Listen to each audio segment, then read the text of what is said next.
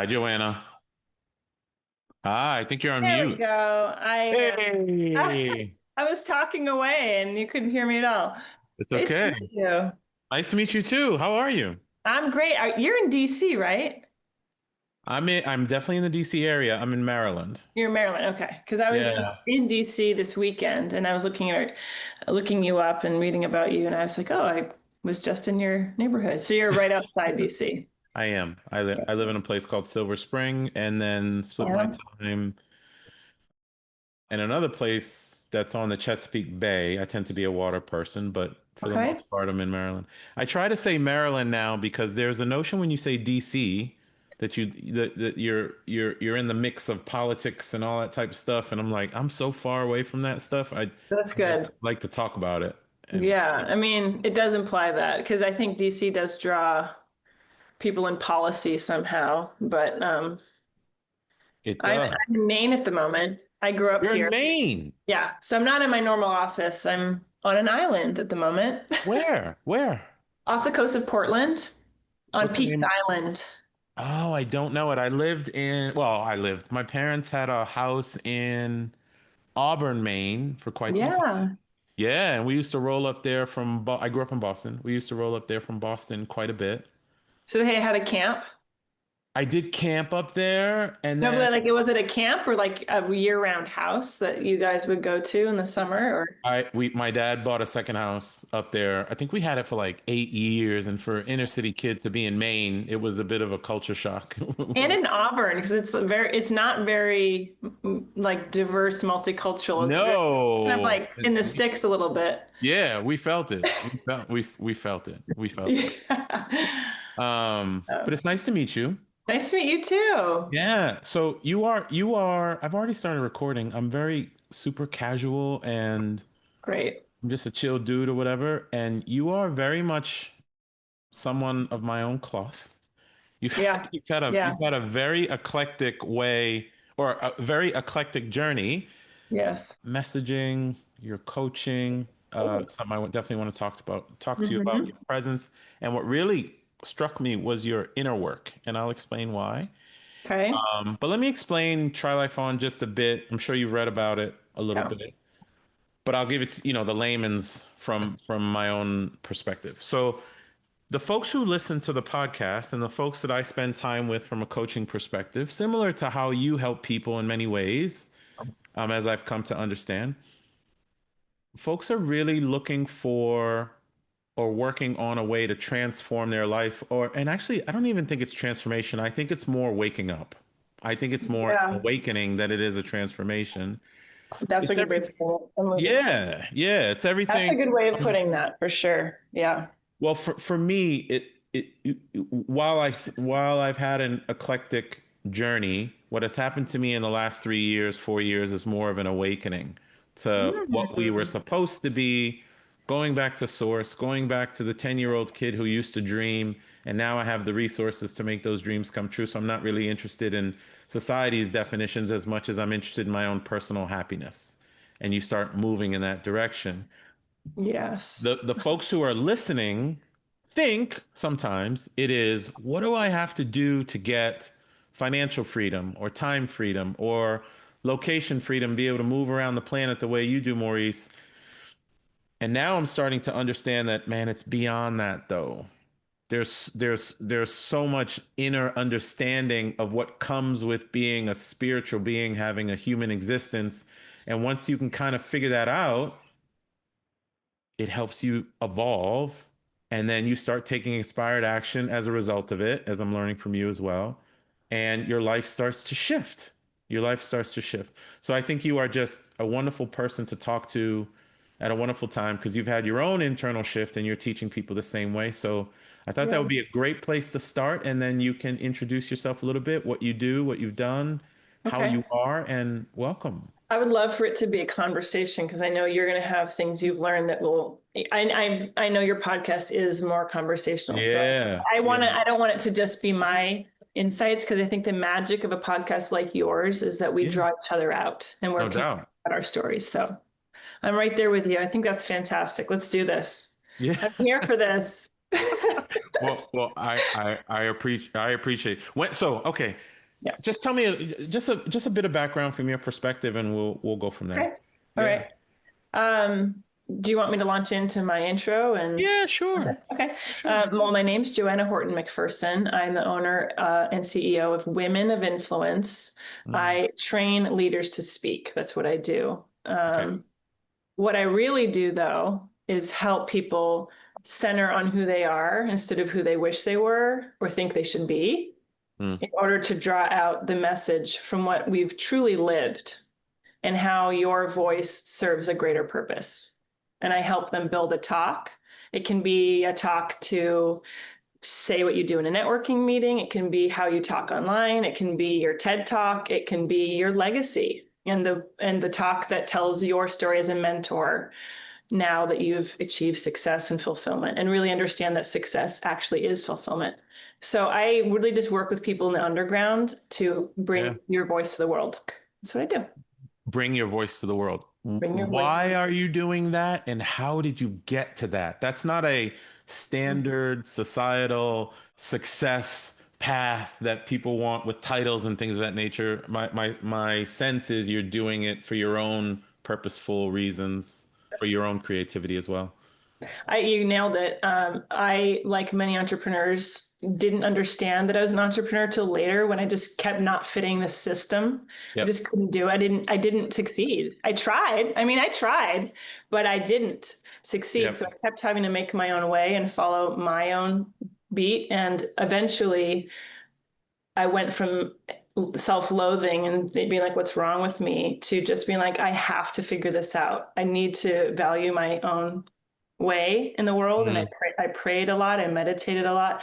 My path, Maurice, is really unique because in that dance, was doing nonprofit youth work, doing theater okay. education for kids telling their stories on stage. A lot of kids who were in foster care, resettled from refugee countries, kids in homelessness. And I traveled the country and ultimately the world doing mentor work with youth. But really, what was Mm, happening was I was learning about my walk in the world and my lens and my perspective and my privilege and my purpose is to be a learner, okay.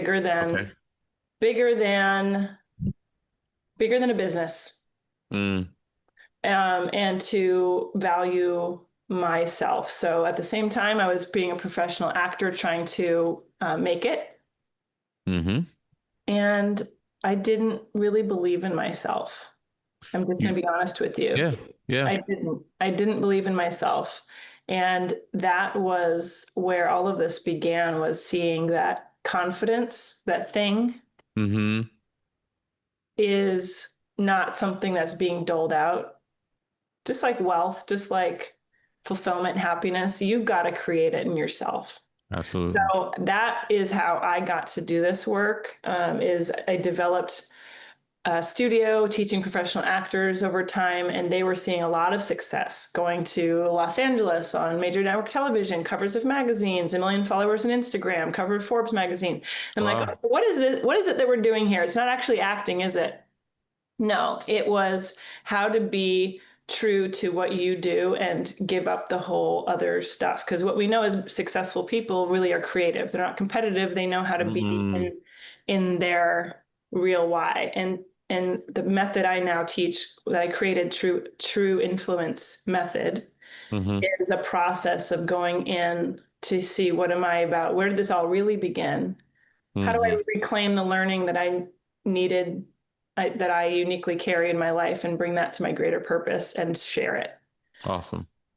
Awesome. So did you feel similar to those people? And I'll tell you how it kind of manifested in my life as well. But similar to those people, did you feel kind of square peg, round hole within your career, within just what you were doing within society? And I see you agreeing, shaking your head, but I'm just curious how you felt, because that's how so many people feel, but they don't.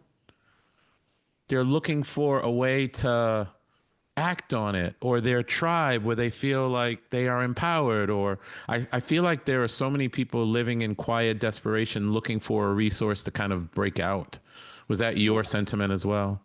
Still is, but I don't actually, I'm a square peg and I now make square holes. And this is what I You really want. make square holes. I This is what love I'm it. trying to teach people is if you want to change the world, you must make your own system. No one will give you permission for this. Research the billionaires, the thought leaders. I mean, I've been studying this for years now because I'm like, I have a mission, Maurice. I'm not Tell me. neutral. We need a Yeah. lot of help in the world. The wealth transfer is going to people of color and women, and we must prepare us as a society to create more business and more systems that create more access and opportunity Mm, that we have to do with our wealth. This is my mission, is to help people with success and fulfillment, bring it to those who need to know how to unlock it and be able to make their own system. Because look, most of us are square pegs walking around in this round whole world, but we've got to know how to not just have a seat at the table, to make our own table yeah. Yeah. and hold the conversations that we know will help. So that's what leadership is not really, it's like skip to the front of the line. If people are looking around like, who's in charge here? But like, I'm going to be in charge here. I'm going to be in charge here. It's like we need to come to that point. The world is actively, the systems are crumbling, and I'm looking for people who are ready to be brave. I'm writing this book called Brave as Hell right now Brave as because hell. we're looking for leaders to use their lever unapologetically. I love it. I in my journey, something fell off. Mm. I talk about it frequently, but just for background, because I do feel we're two people of the same cloth in a lot of ways. I so I'm inner city kid, Haitian immigrant, inner city kid from Boston. My dad sent me on a trip to France. My listeners know this story very well, but essentially, dad sent me on a trip to France, 30 days with an exchange student's family that stayed with me the previous summer. I saw everything from French people to French food to French wine to liking an international girl to, and I had all these emotions. I was like, oh, is this what life is actually supposed to feel like? And it never left me. And then when I hit 21, I found a book called Personal Finance for Dummies. And then I realized that you could generate income without the need to be somewhere, called passive income. So I kind of put two and two together over the years of, oh man, if I can create income, I can give myself mental and physical space to go have more emotions in life and be with the Joannas of the world and create my own experiences and create my own reality. And then corporate came around. Analyst to consultant, consultant to manager, manager to senior manager to partner, partner. And I got to senior manager. I was like, what the F is this? This makes absolutely no sense to me because there was no freedom coming. There was just more responsibility coming with not the equivalent amount of pay. So I did exactly what you said, which is I started making my own holes, which was creating or starting investing in real estate, creating experiences, traveling to, like, people didn't know that I would travel on the weekends to like Turkey to go read a book, just to create experiences and things of that nature. Folks should feel, and I think you're doing it. I would like to know how you're doing it. Maybe talk about that framework a little bit on how people bring out their truth, but folks should feel empowered to be different. It's just a unique you. It's Mm. just a unique you. There's only one of you. Everybody else is taken. You That's gotta right. you gotta act on it. You gotta act on it. And somehow I did it unconsciously. I don't know how. It may have been the books I read or something. Now I'm doing it very consciously. But how are you helping leaders who think like that get their voice out and give them confidence to get their voice out, whether it's on stage or in some other venue? I'm listening to your story. I'm thinking about, you mentioned the people you're around for the first time in those 30 days in Yeah. France. And Yeah. this is a clue for all of us listening about the power of being around people and how they do truly influence us. So something that happens a lot as I find clients in your corporate world, you know what I'm talking about. You're surrounded by people who have the same set of values and thoughts, and they affirm each other. What's very challenging, if you don't realize that there are other circles who are talking about other things, Yep. is when you want to start to be a voice for what you uniquely care about, which is going to be divergent, and you can already hear it in your head, all the yeah buts, like this person's going to judge me and I can't say this because this is going to happen. We are not for everybody, but Mm. We are for some people who need us. And Mm, that's the part that actually matters. So here's what we do with that. You talked about life fulfillment. You talked about life design. It yeah. comes down to going back to the drawing board and the basics and taking time for yourself and understanding that this is where consciousness meets action, is to say, what am I spending, what am I investing in my time and attention and my Mm, money that I value or not? And so taking an inventory, like, okay, I'm around these people who actually are keeping up with the Joneses, buying this, that, and the other toy, and I am not fulfilled with this. Okay, well, who do I know who is doing that? So then you start to shift your circle around, this wisdom of the 5 people you spend the most time with, you are the yeah. average of those. You really got to leverage that and be around people who do things you care about. And I'm not talking about on the outside, Maurice. I'm talking about people who value their family. They value speaking up and being themselves. They value someone for who they truly are without conditions and unconditional love. This is really what Yeah. it's down to. Yeah. It's challenging because we don't always design our life that way, but here's the answers what I'm telling you. Yeah. When it comes to being a voice in the world, you start to see, who am I speaking to? Who is my tribe? Who am I actually trying to talk to out there? And it's usually a version of us 20 years ago. Yeah, exactly. I feel like I'm So coaching my younger self in a way. exactly. So then Yeah. you just start to really talk, because it's not your parents, it's not your colleagues, it's not your mentors. And these things will shift. If you're calling in truth, be ready for change. That's just the deal. So that's where If the bravery piece comes in.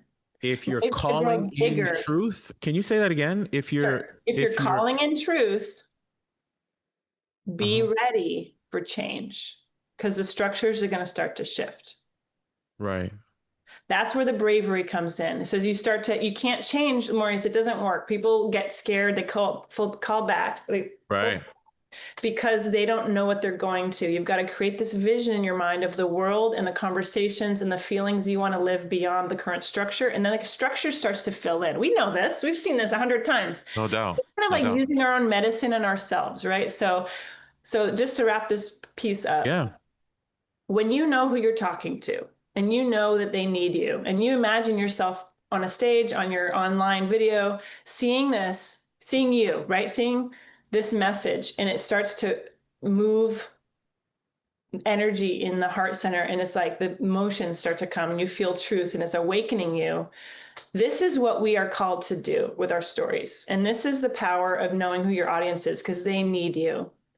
These are people who will say, I needed Maurice to say this to me today. And it's like, this is what I needed to wake up Listen. today. This is what I needed to go out and quit this job today. Finally, this is what I Mm, needed to be brave enough, because he's doing it. He's shown me that I can do it.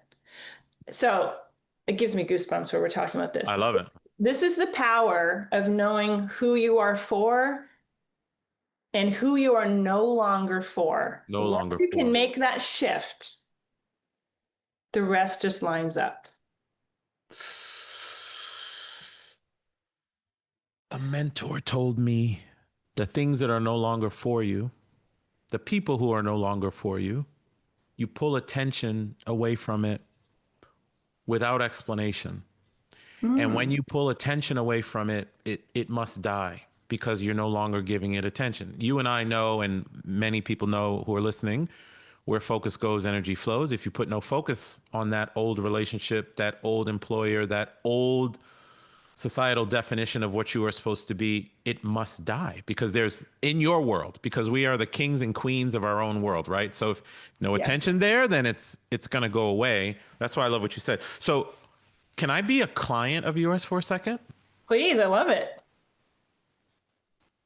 I started I'm very I have a ton of gratitude for this whole try life on thing. What the people I coach and then the community doesn't always realize is that it's fueling me. When Mm. I went on my journey of being Oh, this is helpful. When I went on my journey of being a corporate executive, federal agent, police officer, real estate investor, restaurant owner, actor, world traveler, all at the same time, I just did it. But it was alone. It was very alone. And I penned something called entrepreneurial depression because I felt very alone in doing it because I was operating very different than what I saw around me.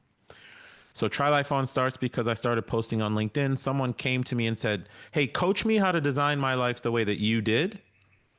And then boom, the whole platform was born creatively after a time. So my question to you from a client perspective, or let's say from a mentor perspective, I have this message. I have this belief that we are not here to exist. We're here to thrive. Yet people are just existing. So I start speaking. So I started writing newsletters. So I started posting. So I started to put out the podcast, just creative endeavor. But if I wanted to get the message out there in a more oratory form or in a speaker sense or let people hear my voice more, how how would you coach someone to go about that? And I was just talking to someone about this morning. I'm not a lifestyle design coach. I'm not.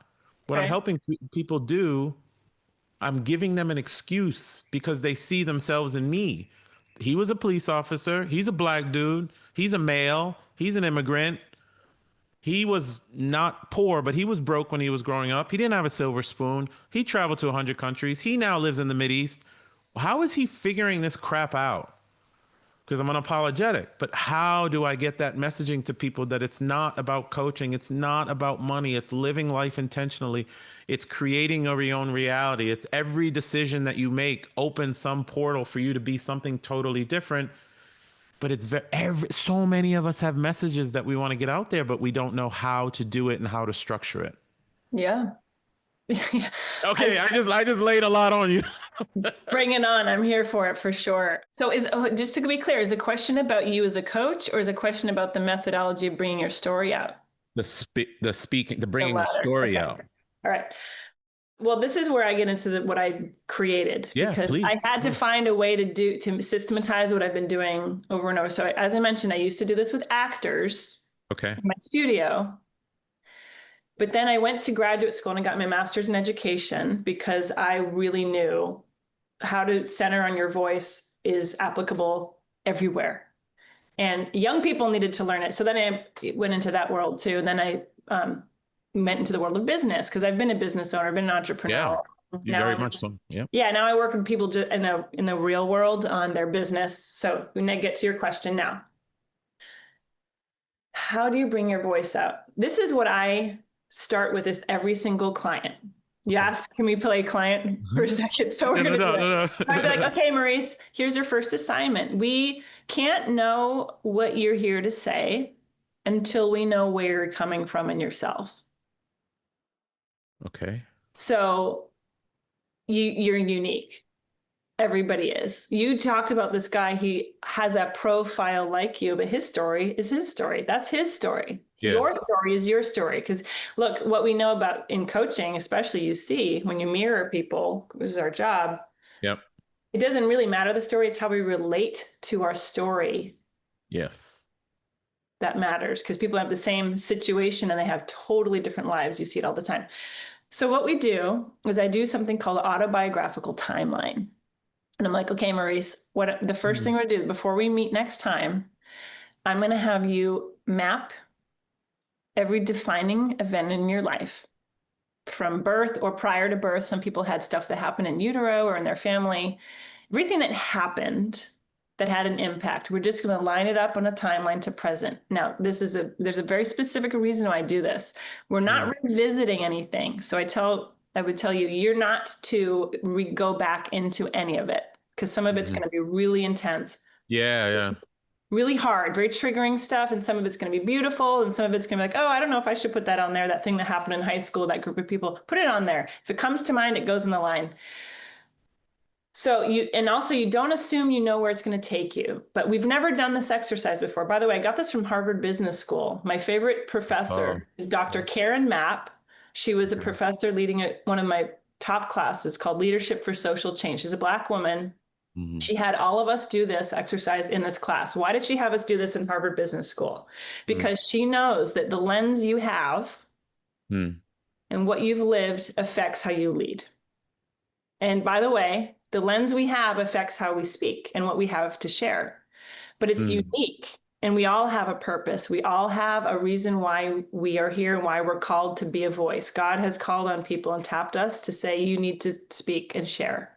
So on that timeline, we say, then I meet with you and like, all right, how'd that go? And you're like, well, I did all this. And then I say, Maurice, take me to 5 things that just jump off the page. I don't want you to know why. I don't want you to look into it. I just want them to step out. And we call those defining moments and key lessons. And so we revisit.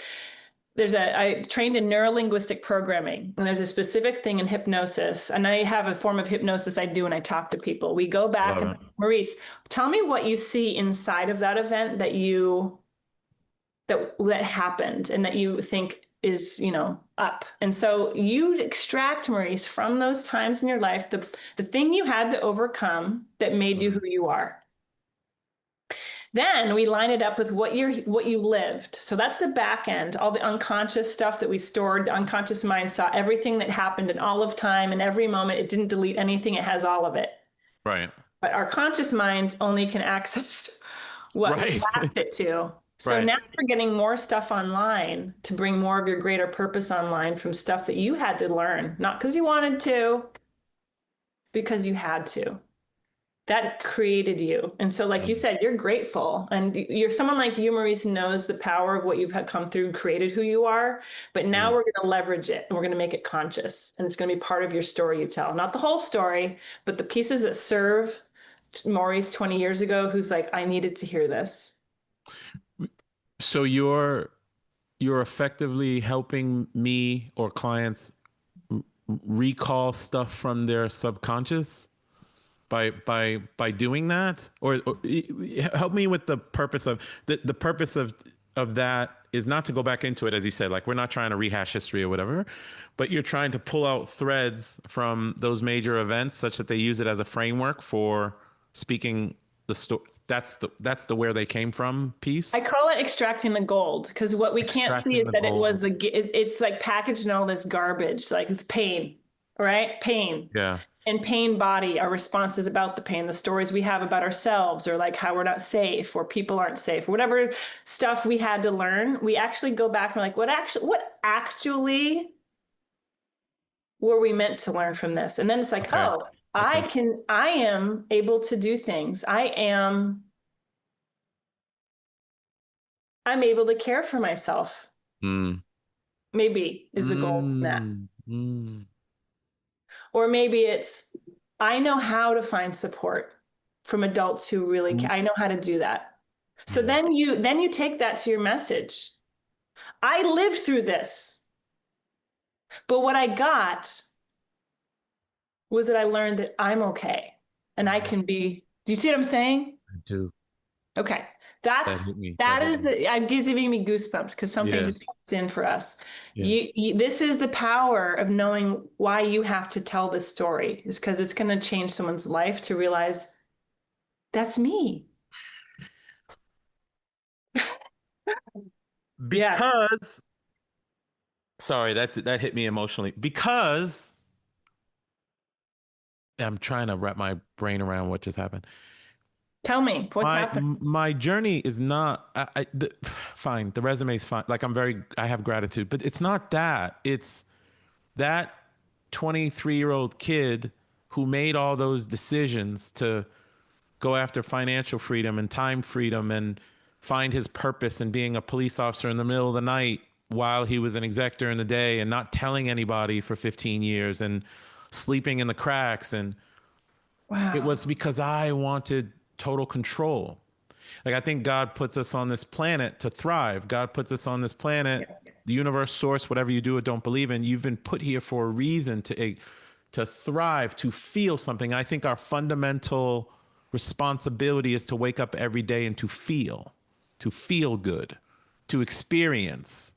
It is not necessarily to create this wealth or this title or that there are people who have nothing who are the happiest souls on this planet, which is why travel has been so good to me. So when Mm-hmm. you were just saying all that, and I was somewhat in process visioning myself on a stage talking, Yeah. Maurice, how did you do all these careers? And it's not that. It's not that. It wasn't the careers. It was we're supposed to thrive.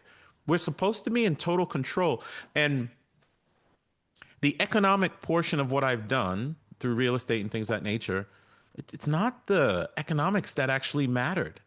It was to tell it to be able to say F you to everybody else so I can go do the kinds of things that I needed to do to have the experiences that I wanted to To be have. free. And Yeah. yes, and folks are confusing it. They confuse it with chasing money. And it's not Right. it. You're That was talking never it. about wealth equals quality of life and having experiences. And I think you're so right. People focus on the what rather than the why. You're really in your why. And Mm-hmm. like you said about your resume, this is something that happens a lot. People I work with have a lot of accomplishments and they've done so much in the world, right? All of which we could read in an article. Yeah. All of You're which right. could be I read don't give a shit online. about that. Yeah. They're not in the seats for that. Yeah. So that you get the benefit of someone introducing your bio that blah, blah, blah, blah, I worked with this and I did that and I have this and I do this. And then you get on stage and you're like, this is where it all started. And then Mm, they're like, oh. You draw the contrast between what they think you're about to tell them and what you're really here to do, which is to touch their heart. So in the true influence method, the reason I go back to the true influence method true is influence true method. part. The true part is so unique and personal because when you say what you know that uniquely you walked and you had to figure out, it's something they get start. You know, you've been in the seats in an audience where you see someone on stage and you're like, this person's really here and they're like Yeah. a Yeah. greater voice, speaking in a greater voice. When you answer the call, your voice sounds like 1,000 voices from the stage because what you're saying is truth and it gets into people's emotions. And that is how their lives change When you get in their emotions. because it's you can't bring them on a journey you're not going on yourself if you're not Mm-mm. really able to tell the story from your heart and those emotions you said just surfaced a moment ago. That's where the talk starts. So I have clients who are like, can I cry on stage? I'm like, you probably won't eventually because we rehearse so much it's not that fresh, but if it makes you cry, you want to find the message in it that is going to touch their emotions because it's human truth. It's just human truth. You start to I navigate like that. that lane. Yeah. Human human truth. Yeah. Can you talk to me about the rehearsing part? Mm-hmm. The okay, you're bringing out this truth about yourself. It probably has five or six, let's say, anchor points or what have you. How Sure. do you get, are you working with them? So there's the information, there's the emotional part of it, which you just kind of brought me through in a way. And then there's the delivery. Are you helping them with the tactical delivery of it all? Because obviously, if somebody has a message and emotion Yeah. behind it, that's great. But if they struggle to deliver it, Yeah. Yeah. it's a totally No, I different mean, ballgame. that's a whole technical world that is something I know. I know a lot about it. And there's a Yeah, lot of wrong ways people approach it. They approach the talk like they have to memorize it. It's like they walk in their head and they forget their body. People are like, where do I put my hands? And like, my heart's racing, I'm sweating. It's like, I have to train people in part two how to be a speaker, not just read from a page or like, so the process of rehearsal is very physical and it's emotional physical. Yeah. because you're actually memorizing and rehearsing the journey. Mm, So, you know, in your mind, I do a lot of visualizations. The top Olympians, you know, Navy pilots, they visualize to the nanosecond the whole thing. And so we go through it. And I do a lot of reverse engineering. So you want to know where your audience, what the room feels like at the end of mm. your talk. You want to be able to fill the whole room with your energy. So how does one project into that? So you start there and then we backwards map to the before you get on stage. So it's very embodied and you don't memorize the words so much as the key one-liners and the key moments on the journey you're taking them on. And then you just meet yourself in You each just one. roll with it. You roll with it in the moment. You roll with it, but slides can help. You have a visual. You usually have clients take a photo from like just very simple visuals, not wordy slides, because we're doing thought leader talks. We're not doing like business presentations. You're Yeah, taking exactly. Exactly. Yeah. the Yeah. thought leadership thing. It's a legacy thing. So you're really becoming the type of speaker that you see people do, but you learn how you do it. You're physically inventing that way. And then you just show up inside of it. Like you said, you just press play. So I have a very specific method of teaching that. It's a very professional way of preparing that is, it's shocking to me how few Huh, people believe it. huh. Like they're like, oh no, I'm going to memorize this. And I'm like, no, you're not. You can put that aside. I've had so many clients be like, get anxiety. And I'm like, put that aside. We're not using that. They're like, Mm. why? I'm like, that's not where your talk lives. It doesn't live on that paper. Your talk is in here. You've got to speak. You got to go in here. And that's courage because now you're betting on yourself. But isn't you're blowing my mind a little because I went in front of I was in so I live half my life in Lebanon now, coastal Lebanon in the Mideast. Wow, I gotta know your story, Maurice. Like we need a whole like I just you have so much. Okay, I'm go I'm ahead. I'm with you, homie. You're part of my tribe now. But side note. Once Yeah. again, why? Why would you do that? Why Because what? well, the whole Lebanon thing, I've been asked the question like, why would you go first of Hmm. all, when I went there 5 years ago, I felt something. I felt Um, something. And if I feel something, then my emotions and my instincts are talking to me. And I think that emotions and instincts are a reflection of the universe trying to talk to you. It's our guidance system. Why would you not listen to your instincts? You're going to listen to social media and traditional media and Auntie Renee and whatever homeboy who's at the bar for the 13th time giving you advice, but you won't listen to your own instincts. When I went, I felt it. Then I realized you have to practice life. Life is not a destination. There's no destination to any of this stuff that we're doing. You no. practice it over and over and over again. So, anyways, I get to the whole Lebanon thing, and that would be part of my spiel. Why would a Haitian dude who's Yeah. a real estate investor in the US who was a police officer, federal agent guy live in a place and see bombs dropping from his balcony? Why Wow. would you do that? Because we have one life. There's more of a story behind that. I know there Oh, is. hell yeah. Right. Like what? Well, the what happened to you and the emotional, like the things that started to drop in when you were there. That's a whole world we would explore about what is it that you're called to discover, right? And what is it that you're drawn to? And because you're a learner, Yeah. you're here to learn. And like you said, I was laughing to myself because I remember I spent a lot of time in Buddhist and meditation because I I saw, yeah. had to find a way to stop running and meet myself, Oh, man.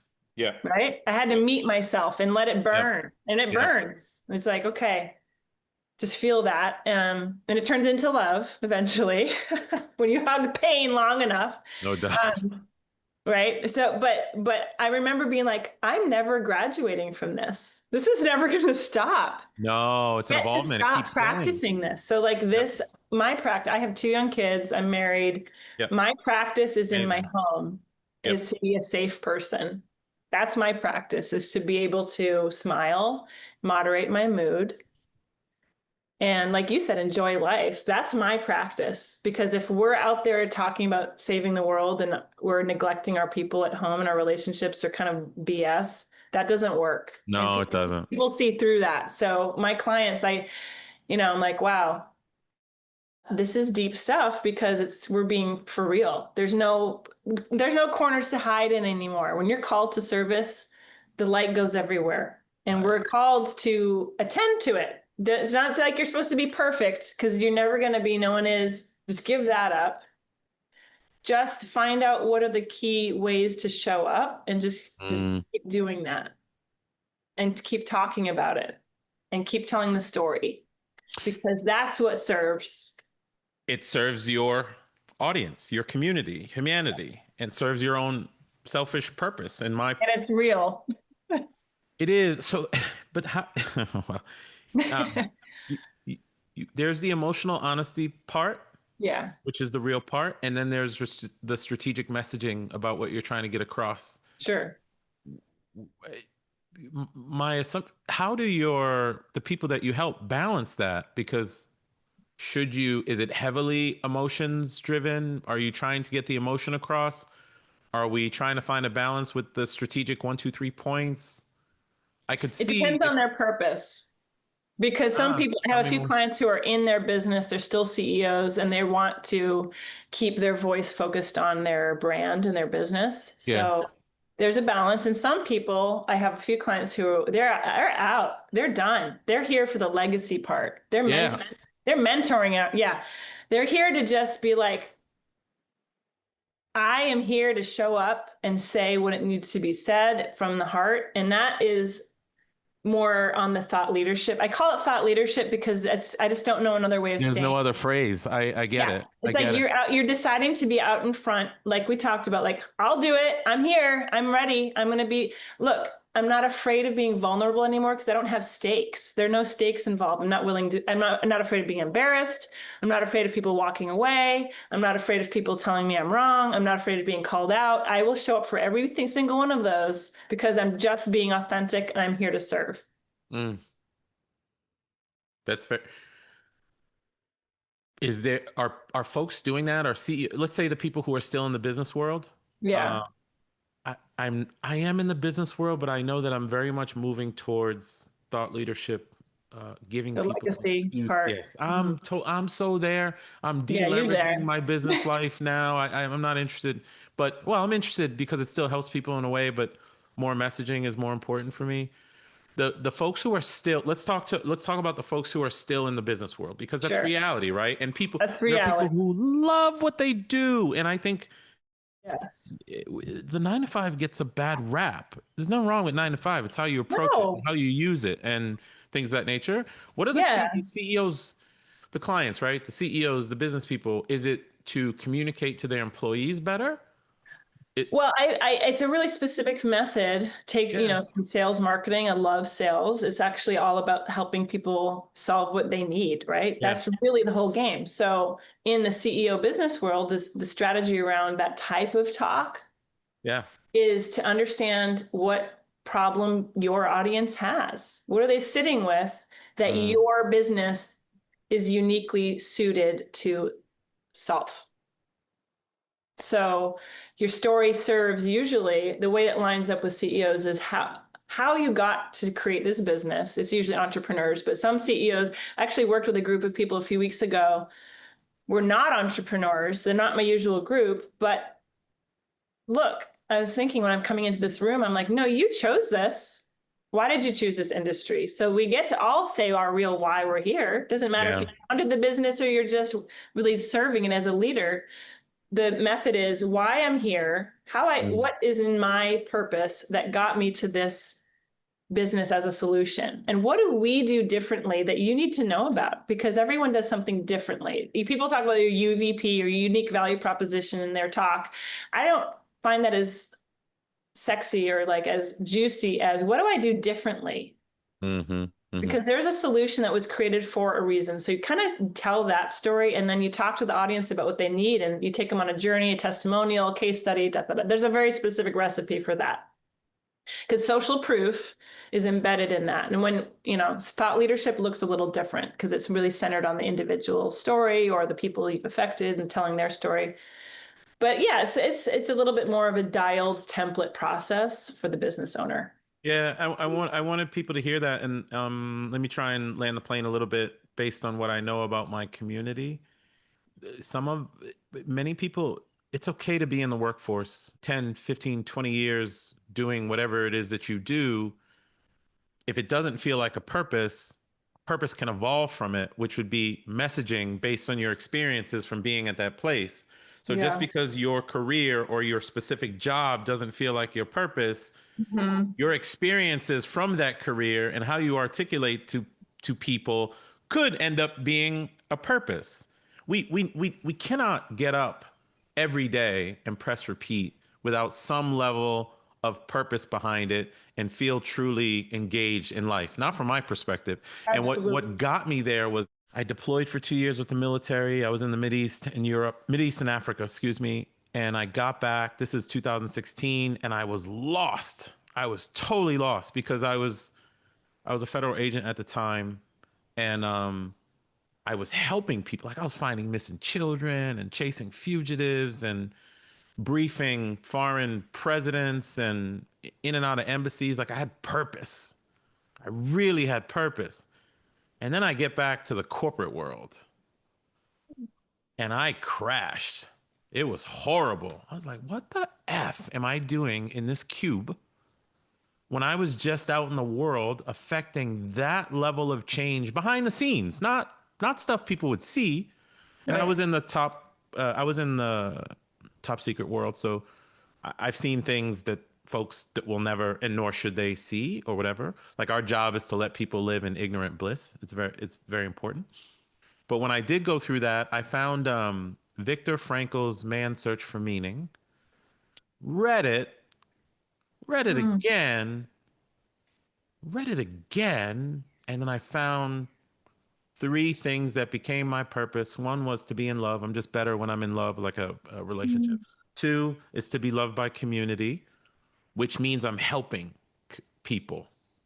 So it now I kind of understand why I went to be a police officer like that because I liked when the local community was, oh, Officer Philogene, man, we really appreciate how you know, da, da, da. And then the third purpose for me was constant learning, which Okay. explained for me Mm. but one way that people can find purpose is by through messaging and what have you. And I think it's fantastic. Just as we wrap up, how are you executing how are you telling your story? Because I can't recall how we got connected, but when I started researching you, I was Oh. like, oh, why did I not know about this amazing human?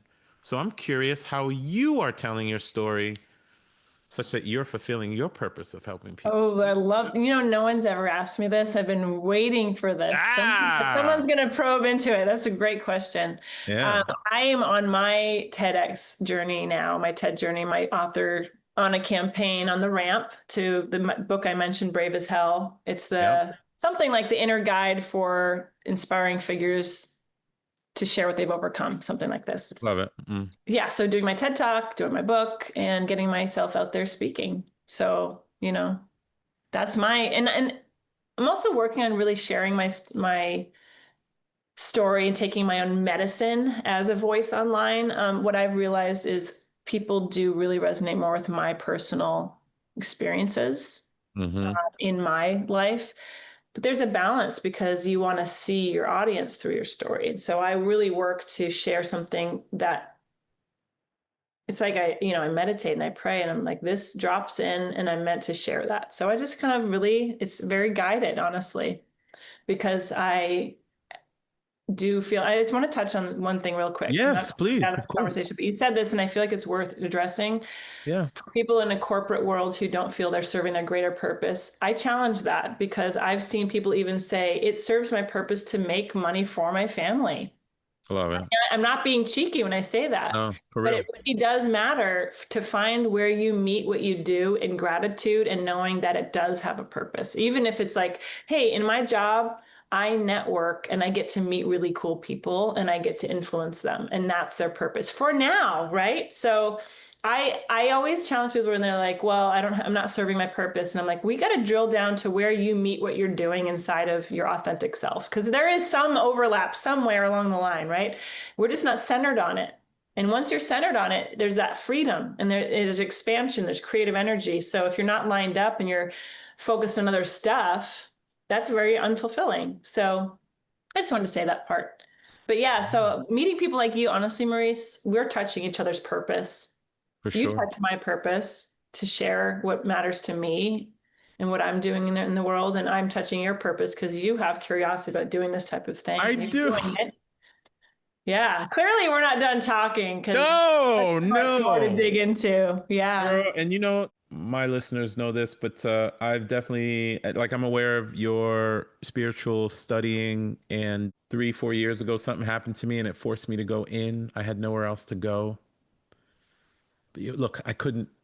You also know my surface level story. Like I couldn't invest in something. I couldn't solve it. I couldn't build something. I couldn't buy something. I couldn't solve the problem. It was a relationship issue, and it brought me in, and then it brought me to Dr. Joseph Murphy's Power of the Subconscious Mind, which led me to Neville Goddard, which led me to more faith understanding. I'm not a religious guy. I'm not interested in institutions. I've become very spiritual in nature in terms of we are spiritual beings having a human existence. Thank you, Wayne Dyer.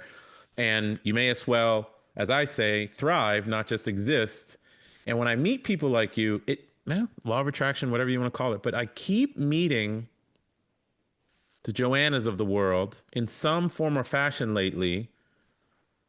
Because now, if we're going to talk about it biologically, my reticular activating system is very aware of unique people. So when I read your story, I'm like, ooh, I keyed in on it right away because of where I am in my own journey.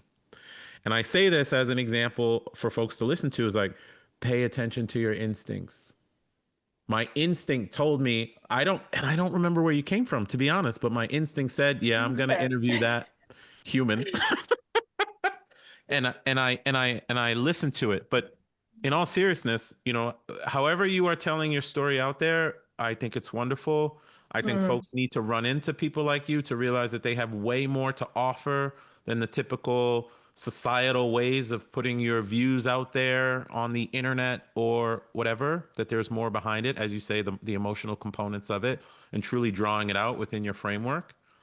I'm saying this with all gratitude. I think it's wonderful to meet you. And no, we're not done talking at all, because where I am in my journey, you're like right on time.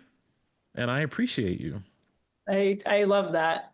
I love it. I work with people privately. I have a course out. We're doing a 5-day challenge coming up in a few weeks. So people can find their way to it. Their stuff's on LinkedIn, on Instagram, my website. We're actually in a rebrand with my logo and everything. So some people aren't ready to do the deep dive, but they just want to be like, how do I overcome stage fright? And so there's a little bit for everybody, wherever they are on the journey, there's something to dive into your voice. So if some people are hearing this and be like, this is a lot, I'm not ready for this. I'm not where Maurice is. It's not like everyone needs to go in the private journey. There's some way to break open how you even speak online and do a video. So I do those type of things too. Just come check me out. They will come check you out. I'll put all that stuff in the show notes. Joanna, you are amazing. It's my pleasure to meet you. And you're amazing too. I just appreciate you blessing my screen. And thank you for coming on the podcast. Thank you. I look forward to talking more with you. And thank you, listeners, for listening to us. And may this be of benefit. And may Maurice's podcast touch everyone who needs to be moved by his journey. Woof.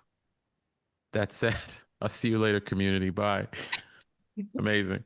Hey guys, this is Maurice, host of the Try Life On podcast, and thank you for listening to another episode.